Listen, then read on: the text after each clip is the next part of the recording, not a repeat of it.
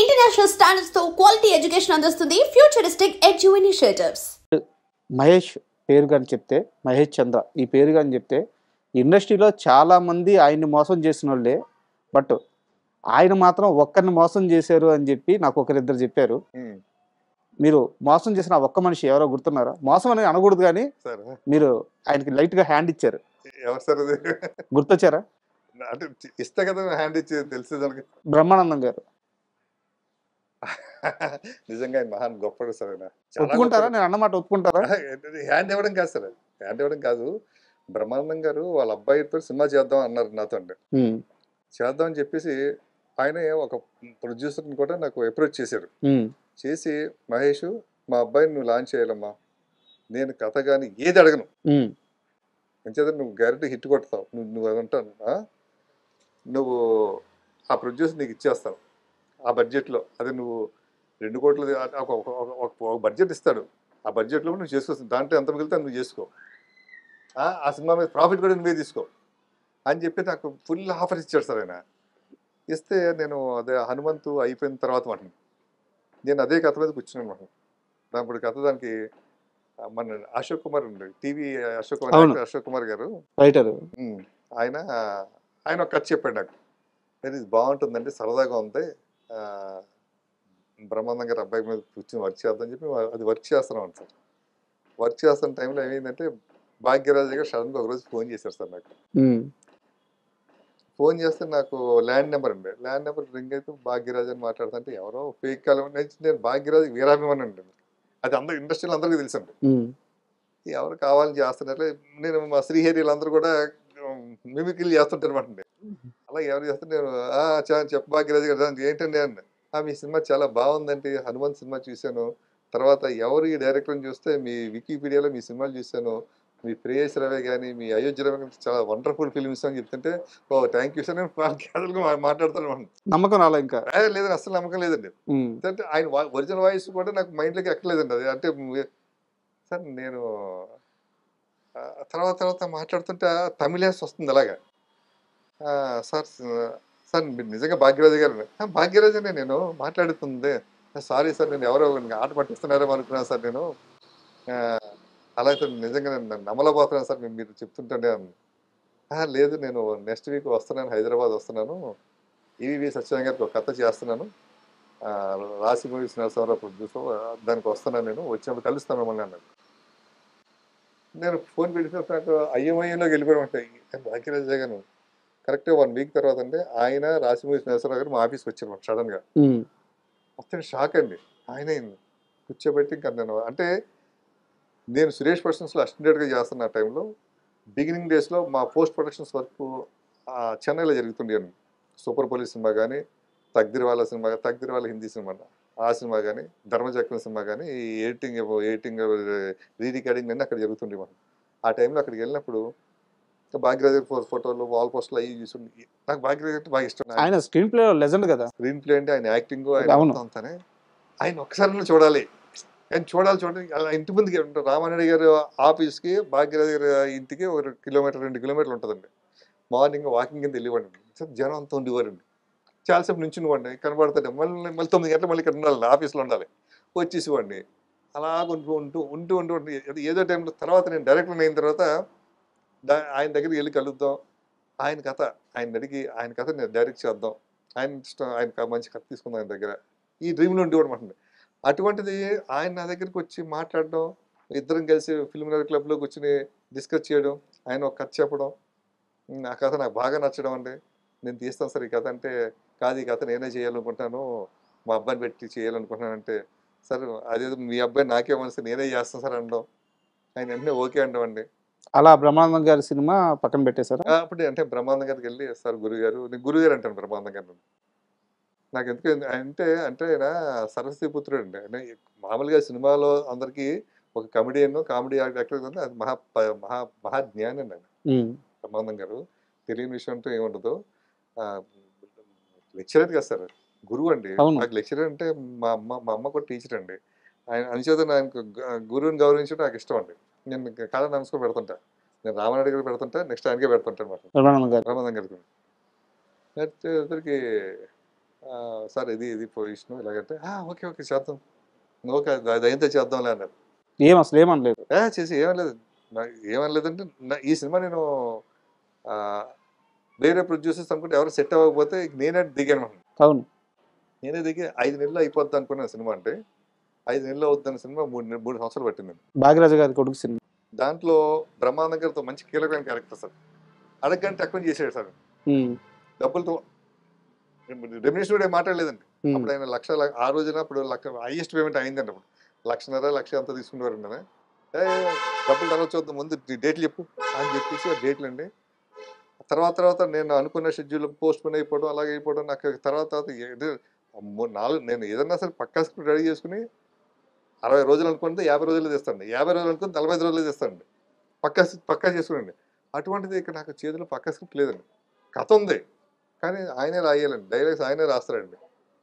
ఆయన డైలాగ్ రాస్తాడు. ఆయన డైలాగ్ రాసిన ఆయన లొకేషన్లో ట్రాన్స్లేషన్ చేయించుకుని మళ్ళీ ఆ తమిళ స్మెల్ రాకుండా డైలాగులో మళ్ళీ తెలుగు స్మెల్ రావడానికి కూర్చొని పక్కన కూర్చొని రాయాలండి. టైంకి కూడా ఇవ్వలేదంట స్క్రిప్ట్. అదే కదా సార్ నాకు ప్రాబ్లం, అదే కదా అయిందండి. ఆయన ఏంటంటే లొకేషన్కి వస్తారు సార్. ఇప్పుడు సీన్ ఉంది, సీన్ ఏంటో నాకు తెలుసు, దాని తగ్గట్టు సెట్ ప్రొపరేటర్ రెడీ చేసుకుంటాం. ఆయన లొకేషన్కి వచ్చిన తర్వాత లొకేషన్లోకి వచ్చిన సీన్ రాదు. ఇక్కడ ఉంది, కెమెరా ఉంది, ఈ లైట్ ఉంది, ఇది ఉంది, ఈ ఐ డ్రీమ్ మీడియా బోర్డు ఉంది పెట్టి, ఇది డైలాగ్లోనో దాంట్లోనో వచ్చేలా రాస్తాడు నేను. ఓకే, ఆయనకి వచ్చి ఆయన రాసి సీన్ రాసి 3 గంటలు 4 గంటలు పడుతుందండి. అక్కడ 8 గంటలకు సెట్లో ఆయన వస్తే 10, 11, 12 అవుద్దండి. 12 గంటలకు ఆయన ఇచ్చిన తమిళ్లో రాస్తారండి. ఆ తమిళ్లో మళ్ళీ మాకు వేరే ట్రాన్స్లేటర్ ఉంటాడండి. ఆ తమిళ్ని తెలుగు ట్రాన్స్లేట్ చేసిస్తాడు. ఆ తెలుగు ట్రాన్స్లేట్ చేసి ఇచ్చిన ఆయన మళ్ళీ అయిపోయింది కదా సార్.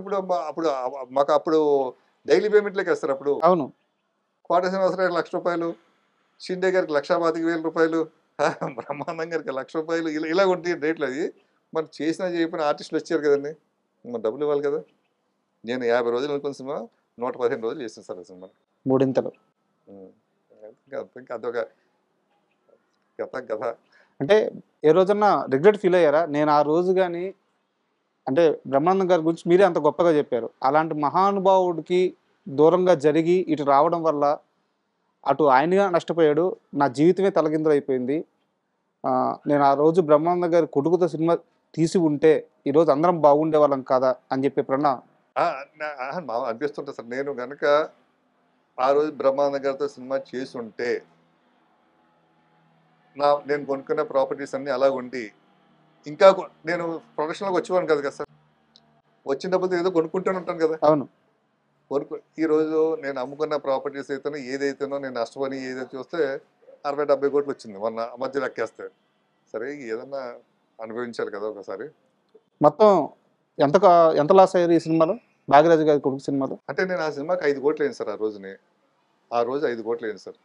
2009-10లో ఉండే ఆ రోజు 5 కోట్లు అయితే, ఆ రోజు నేను 5 కోట్లకి నాకు బయట అప్పులు తెచ్చాను కదా సార్. అప్పులు క్లియర్ చేయాలి కదా, అప్పులు వడ్డీలు పెరిగిపోయాయి. ఆ వడ్డీలు 2.5 కోట్లు పైగా 3 కోట్లు అయిపోయింది వడ్డీలు. అంటే 8 కోట్ల రూపాయలు. 8 కోట్ల రూపాయలు అప్పులు తీర్చడం కోసం నేను ఎవరితో మాట పడకూడదు. మనం వెళ్తే భయంగా ఉండాలి. ఎప్పుడు సెల్ ఆన్లో ఉండాలి, మనం ఎదుగు ఉండాలి, స్ట్రాంగ్గా మాట్లాడాలి తప్పితే ఒకరి కింద ఉండి మాట్లాడకూడదు అన్న మెంటాలిటీ సార్ అది. దాంతో వద్దు, మనం ఏమంతా హ్యాపీగా అలా వచ్చాం పోనీ, ఏమంతా తీసంటే మళ్ళీ ఒక హిట్ పడదు, మళ్ళీ మనకు వస్తాయి కదా అన్న ఉద్దేశంతో ఉండేవాడమాట. కొన్ని మొత్తం క్లియర్ చేసేసుకున్నాను. ఈ రోజు లెక్కేస్తే 10 times పెరిగాయి. 8 కోట్ల అప్పు తీర్చారా మొత్తం? ఎవరికేం బాకీ లేదు. ఎలా తీర్చారు? ఆస్తులు అమ్మారా? అమ్మే కదా సార్. శుభ్రంగా ఫిల్మ్ నగర్ ఇల్లు ఉండేది, డ్రీమ్ వ్యాలీలో ఒక ఇల్లు ఉండేది, ఇంకోటి అక్కడక్కడ సైట్లు ఉండి అన్ని అమ్మేసి బాడిగింట్లోకి వచ్చేసారు. మొత్తం అన్ని అందరికీ అని ఇచ్చేసామంటే హ్యాపీగా ఉన్నాం, ఏ టెన్షన్ లేదు. అంటే ఎప్పుడన్నా వెనక్కి తిరిగి చూసుకుంటే బాధ అనిపిదా? ఇంత ఆస్తి పోయింది, ఇంచుమించు 100 కోట్ల రూపాయల ఆస్తి, కెరీర్లో చాలా ఇబ్బందులు పడ్డారు ఇదే సినిమా వల్ల. ఆ సినిమా పేరు కూడా లవ్ ఇన్ హైదరాబాద్ అనుకుంటారు, ఇప్పటికీ రిలీజ్ కాలేదు కదా. లేదు, ఆ సినిమా వల్ల మీరు అరెస్ట్ కూడా అయ్యారు అనుకుంటాను. అరెస్ట్ అయ్యారా? అరెస్ట్ వారెంట్ వచ్చింది? అరెస్ట్ వారెంట్ వచ్చిందండి. అరెస్ట్ వారెంట్ కూడా వచ్చింది. సో బౌన్స్ కేసు అంటే మా పార్ట్నరే చెక్ తీసుకుని నాకు తెలియకుండా దాన్ని బౌన్స్ చేసి సంతకాలు పెట్టి ఐఏసీస్ మొత్తం చేసి ఉంటుంది. అదొక కర్మ అనుకున్నది. సో ఎప్పుడైనా బాధపడ్డారా? అనవసరంగా పట్టుకున్నాను. అంటే నేను చిన్నప్పటి నుంచి మాది మిడిల్ క్లాస్ ఫ్యామిలీ కదా సార్. మా అమ్మ టీచర్ అండి. మా అమ్మ మాకు కథలు చెప్తుంటది. నాకు ఆ సత్యచంద్రుడి కథ గుర్తుకొస్తుంటది నాకు. ఒక రాముడి కథ. ఎవరు వాళ్ళే భయంకర కష్టం మనంతా బొంగులది అన్న ఫీలింగ్‌లో ఉంటాను. నాకు పెద్ద ఫీల్ అవ్వను సార్ దీని గురించి. నేను గాని, నా భార్య గాని, నా పిల్లలు గాని ఎవరు. కానీ మాకు ఫ్రెండ్స్ గాని, బంధువులు గాని సానుభూతులు చూపిస్తుంటారు. నేను పెద్ద ఫీల్ అవ్వను. ఆ సానుభూతి అలా చేసుంటే బాగుండేదేమో కదా! అది చేయకుండా ఉంటే బాగుండేదేమో కదా! నేను మా వైఫ్‌కి చెప్తుంటా. అయి అసలు వినేసి అలా వదిలేసానంటే మనకి ఇంకా ఫ్యూచర్ ఉంది కదా! చాలా ఉంది. దానికి ఇదేం ఫీల్ అవ్వాల్సిన పని లేదంటారు. అంటే చివరి సినిమా తీసి 10 ఏళ్ళు అవుతుంది సార్. మనం ముందు అవును సార్. అనుకున్నట్టు అవును 10 సార్. ఏళ్ళు అవుతుంది. ఈ 10 ఏళ్ల కాలంలో చాలా ఇబ్బందులు పడ్డారు. చాలా ఆస్తి పోగొట్టుకున్నారు. ఆరోగ్యాన్ని ఎలా కాపాడుకున్నారు? ఎప్పుడు? ఎలా బౌన్స్ బ్యాక్ అయ్యి ఈ ప్రాజెక్ట్ లైన్‌లో పెట్టారు? అంటే సార్ ఏదైనా సరే నాకు గాడ్ గిఫ్ట్ సార్. ఒక మనోధైర్యం ఉంటుంది సార్ నాకు. నేను దేనికి భయపడను సార్. ఇప్పుడు నేను అంధకారంలో ఉన్నా కూడా, చీకట్లో ఉన్నా కూడా నేను ఆ ఆనందం ఎతుక్కుంటాను సార్ నేను. ఇప్పుడు మనం చీకటి పడిపోయింది సార్. నైట్ అంతా పడుకుంటాం. నైట్ అలా వచ్చి పగలప్పుడు మంచి లైటింగ్‌లో సరదాగా ఉన్నామండి. అలాగే నైట్ పోతే నైట్ పడుకుంటే చీకటి అంతా అయిపోద్ది. కానీ చీకట్లో మనకు పైకి చూస్తుంటే ఒక తెలియని ఆనందంగా చుక్కలు కనబడుతుంటాయండి. ఆ చుక్క మెరిసి, ఈ చుక్క మెరిసి ఒక తెలియని ఒక మెస్మరిజంలోకి వెళ్తుంటాను. నా ఫీలింగ్ అలా ఉంటుందండి. నేను అసలు ఈ కష్టాలున్నాయి, ఇవన్నీ పెద్ద పెద్ద పట్టించుకోను సార్. మనిషి అన్నప్పుడు ఉంటాయి, అనుభవించాలి. అప్పుడే థ్రిల్లింగ్ ఉంటుంది సార్. ఏ కష్టం లేదనుకోండి థ్రిల్లింగ్ ఉంటుంది మనకి. లైఫ్ ఏంటి జీవితం అన్నట్టు ఉంటుంది. ఇప్పుడు ఎప్పుడు లైఫ్ అన్నది ఒక ఛాలెంజింగ్ ఉండాలి నా కోరిక సార్ అది. నాకు నాకు ఒక ఇన్స్పిరేషన్ అంటే ఛాలెంజింగ్గా ఉంటారు. అయింది సముద్ర కేటం ఉంది ఒక ఉదాహరణ. వస్తుంది కొట్టుకుంటుంది మళ్ళీ వెళ్ళిపోతుంది మళ్ళీ వస్తుంది మళ్ళీ వస్తుంది పడాలి, లేయాలి. మళ్ళీ లెగాలి అంతే అండి. ఇప్పుడు సముద్రంగా కెరటం లేదనుకున్న సముద్రం మనం చూడం కదా సార్. అసలు దాని అందం లేదు కదా సార్. అది లేచి కొట్టుకుంటే అంటే దాని అందం అండి. జీవితం కూడా అలాగే ఉంటుంది సార్. అలాగా అండ్ మహేష్‌తో పాటు అతని టీమ్‌లో అంటే మీ కింద పనిచేసిన మీ అసిస్టెంట్స్ ఎవరైతే ఉన్నారో వాళ్ళందరూ ఇప్పుడు గొప్ప గొప్ప పొజిషన్స్‌లో ఉన్నారు. అందరూ చాలా వరకు డైరెక్టర్లు అయ్యారు. అసలు ఎవరు మీ అసిస్టెంట్స్ ఎవరు ఆ రోజుల్లో? అంటే నాకు అసిస్టెంట్స్ నేను ఎప్పుడు అనుకోను సార్. నేను ఎవరన్నా కూడా ఈ రోజుకి నా దగ్గర పనిచేస్తున్నప్పుడు కూడా నా తమ్ముళ్ళు అనుకుంటాను, లేదా నా బిడ్డలు అనుకుంటాను. చిన్నపిల్లలు 20 సంవత్సరాల లోపల అయితే నా బిడ్డ అనుకుంటాను. 30, 40 ఇయర్స్ ఉంటే నా తమ్ముడు అనుకుంటాను తప్పితే నేను ఎప్పుడు నా ప్రేయస్ రవి సినిమా దగ్గర నుంచి కానీ ఇప్పటివరకు చేసిన సినిమాలు కూడా నేను ఏదైనా అసిస్టెంట్ డైరెక్టర్ నేను అన్నండి. ఇప్పుడు కూడా ఇప్పుడు నా దగ్గర పనిచేస్తున్నా కూడా ఎవరన్నా వచ్చి ప్రసాద్ అంటే వాళ్ళ అతనితో మాట్లాడండి, అంజితో మాట్లాడండి, లేకపోతే ఈయనతో మాట్లాడండి, పేరు పెట్టి చెప్తుంది తప్పితే ఒక అసిస్టెంట్ డైరెక్టర్ ఉన్నాడు, లేకపోతే ఒక్కొక్క అసోసియేట్ ఉన్నాడు, లేకపోతే ఇతరున్నాడని చెప్పండి సార్. ఎవరు సార్ మీ కింద అదే మీతో పాటు పనిచేసిన వాళ్ళు ఎవరు? నాతో పనిచేసిన వాళ్ళు ఉన్నారు సార్. ఈరోజు గొప్ప బివి వినాయక్ గారు ఉన్నారండి. ఓకే. చెప్పాలని సినిమా పనిచేశారు ఆయన. తర్వాత మల్లి గారు ఉన్నారు. ఇప్పుడు పేరు చిన్న కరెక్షన్ మార్చుకున్నాడు నేను. చరణ్ అనేది పెట్టుకున్నారు ఆయన.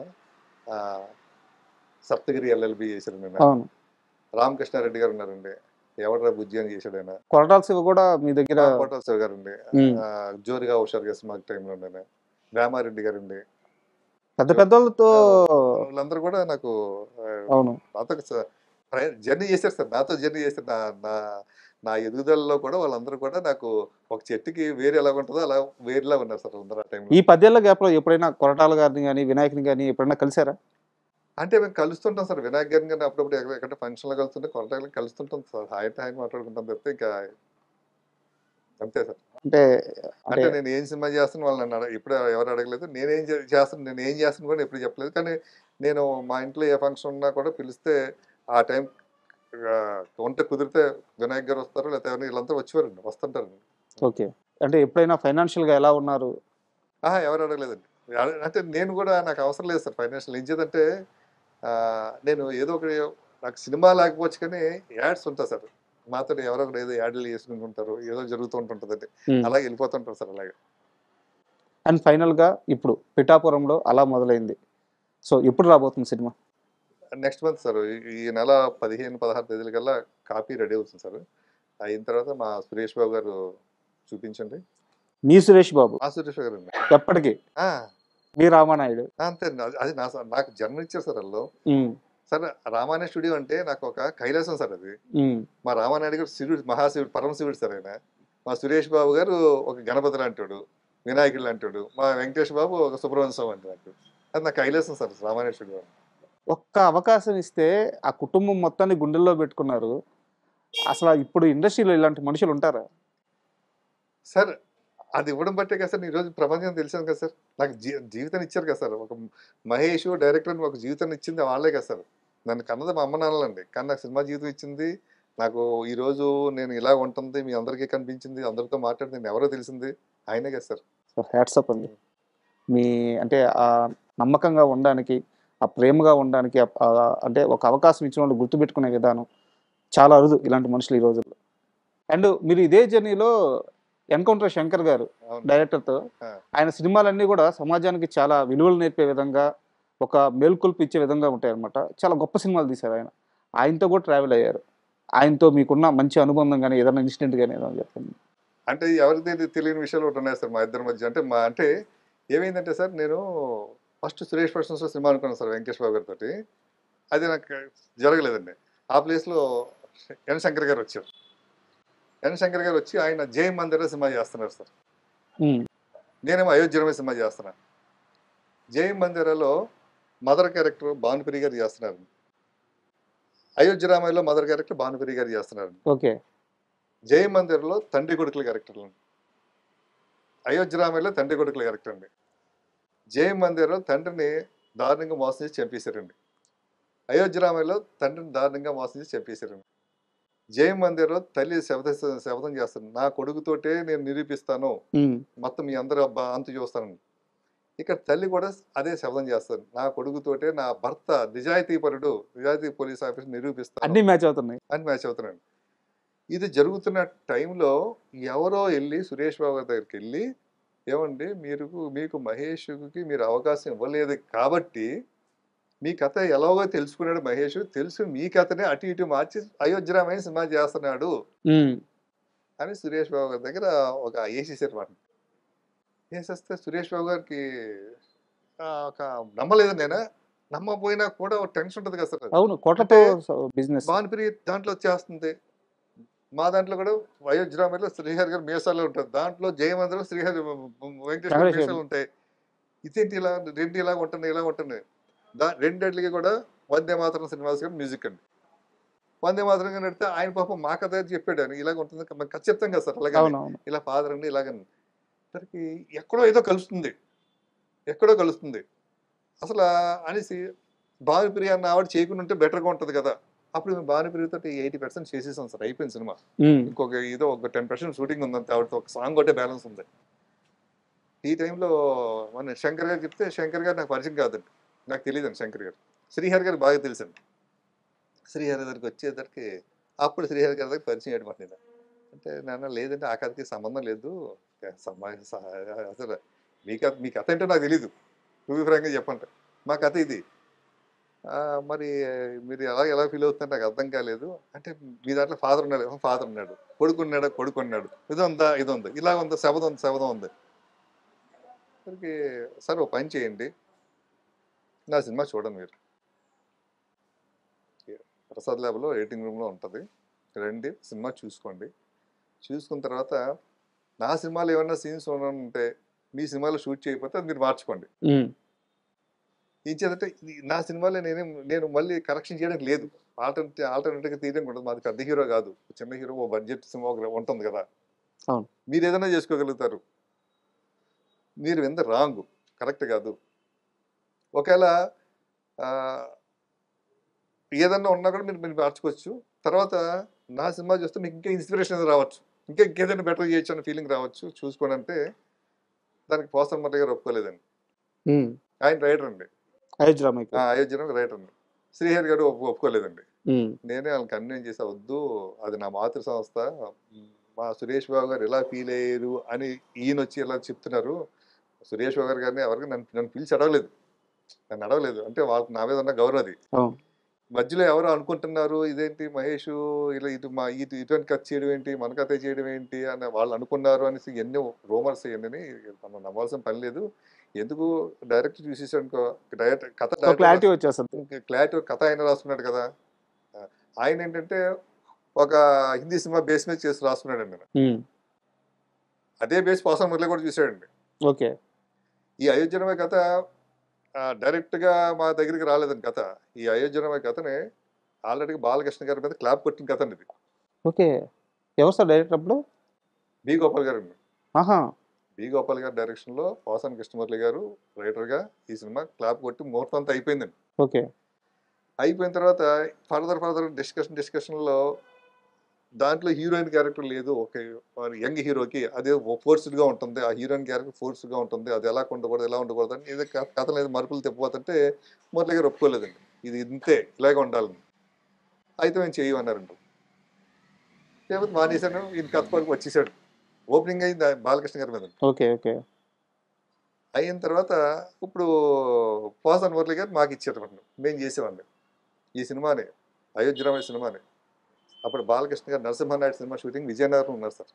బాలకృష్ణ గారు, బి గోపాల్ గారు, బండ్ల గణేష్ గారు వీళ్ళందరూ కూడా విజయనగరం ఉన్నారండి. నైట్ సెకండ్ షో సినిమా చూశారండి. చూసి నాకు ఫోన్ చేసి మాట్లాడారు సార్. బాలకృష్ణ గారు, బి గోపాల్ గారు, బండ్ల గణేష్ గారు వీళ్ళందరూ ఫోన్ చేసి భలే ఉంది భయ్యా అని. అయితే బాలకృష్ణ గారికి కూడా అప్పుడు గన్మెన్ ఎవరు ఉండేవారంట, వాళ్ళు కూడా ఫోన్ చేసి మాట్లాడారు. చాలా బాగుంది సార్ సినిమా, పోలీస్ ఆఫీస్ని భలే చూపించారు సార్ మీరు అనేసి. అది అటు బాలకృష్ణ మనం చేసి మన కథ కదా, అది ఎలా తీసారు ఏంటి తెలుసు కదా, దాని మీద చూసి భలే డీల్ చేశారు డైరెక్టర్ అని. పోసాన్ గారు చేయలేదని ఫోను నాకు చేశారు, నాకు శ్రీహరి గారు చేసి మాట్లాడారు. సూపర్. ఏం సార్, శంకర్ గారు సినిమా చూసి సురేష్ గారు చెప్పారు వెంటనే, సంబంధం లేదు సార్, అది వేరు సార్, ఆ స్క్రీన్ ప్లే వేరు, ఆ కథ వేరు, అది వేరు, మన కథ వేరు. మన శంకర్ గారి సినిమా అంటే బాగా రిచ్గా ఉంటుంది, లేకపోతే లండన్ గింటన్ అన్నీ ఉంటుంది. మా కథ ఏముందంటే ఇక్కడ సిటీలోనే ఉంటుంది, ఆ వికారాబాద్ ఫారెస్ట్ ఇక్కడ తీసిన కథలు ఉంది. ఇది కాదు, సంబంధం లేదు. కానీ మదర్ క్యారెక్టర్ ఒకటే కొంచెం అలాగ ఉంటుంది. దీంట్లో ఏం స్ట్రగుల్ అయితే ఈ దీంట్లో అదే స్ట్రగుల్ ఉంటుంది అంటే అప్పుడు మదర్ క్యారెక్టర్ మార్చడం కుదురుతుందా అని మళ్ళీ శంకర్ గారు వచ్చి అడిగితే శ్రీహరి గారు అలా 80% అయిపోయింది సినిమా చూసే కదా అంటే అవునవును అన్నారండి. ఇంకా అయిపోయింది, ఏం లేదండి. బట్ 2 సినిమాలు హిట్ అయింది. ఆ తర్వాత ఇంక శంకర్ గారికి నాకు మంచి బాండింగ్ అండి. ఆ తర్వాత శంకర్ గారు ఈ మా డైరెక్టర్స్ అసోసియేషన్కి ప్రెసిడెంట్గా పోటీ చేస్తున్న టైంలో వచ్చి నన్ను కలిసి, మహేష్ నువ్వు మా దాంట్లో ఈసీగా ఉండు అని చెప్పేసి నన్ను ఈ రాజకీయాలు అంటే సినిమా రాజకీయాల్లో ఉంటాయి దాంట్లో లాక్కొచ్చాడు అంట. ఆయన తీసుకొచ్చి ఈసీ మెంబర్గా చేశాను అంట ఆయన ఉన్న టైంలో. అంటే ప్రెసిడెంట్ మంచి బాండింగ్ ఉంది. నెక్స్ట్ మళ్ళీ సెకండ్ టైం కూడా ఆయన ప్రెసిడెంట్గా ఉన్న టైంలో ఆర్గనైజింగ్ సెక్రటరీగా చేశాను సార్ ఆ టైంలో. ఇన్నేళ్ల తర్వాత మీరు కంబ్యాక్ ఇచ్చి మీ కొత్త మూవీతో రాబోతున్నారు. ఈ ప్రయాణంలో మీరు మళ్ళీ సక్సెస్ అయ్యి మళ్ళీ బౌన్స్ బ్యాక్ అయ్యి, ఒకప్పుడు ప్రేయస్ రావే, అయోధ్యరామయ్య ఎలాంటి హిట్లు కొట్టారు, మళ్ళీ అలాంటి మహేష్ మేము చూడాలని మనస్ఫూర్తిగా కోరుకుంటున్నాము. తప్పకుండా ఎందుకంటే మళ్ళీ చక్కని తిరుగు పగల తర్వాత రాత్రి కదా సార్, పగలు చూశాను, రాత్రి చూశాను, మళ్ళీ ఇప్పుడు తెల్లారుతుంది, మళ్ళీ పగలు చూస్తాను sir. All the best sir. Thank you. And for more videos, please subscribe to iDream. Please subscribe to iDream. Please subscribe iDream. And please subscribe to iDream. For more videos, subscribe to iDream. please like, share and subscribe to the channel. Congratulations, iDream. Subscribe to iDream. Subscribe to iDream. So subscribe to iDream Media. iDream ki iDream team andarki huge congratulations. Please subscribe iDream Media. Please subscribe to iDream. Subscribe iDream. Please subscribe to iDream. iDream అంటే నా కళల channel subscribe చేసుకున్న నోరు తిరుగుతలేదు, మీరైతే గంట గుర్తు కొట్టండి. For more such videos, please subscribe to iDream. Subscribe to iDream. Please subscribe to iDream. Please subscribe iDream Media. Please do subscribe to iDream. Please subscribe to iDream Media. For best entertainment and information, please subscribe iDream. And don't forget to subscribe to iDream.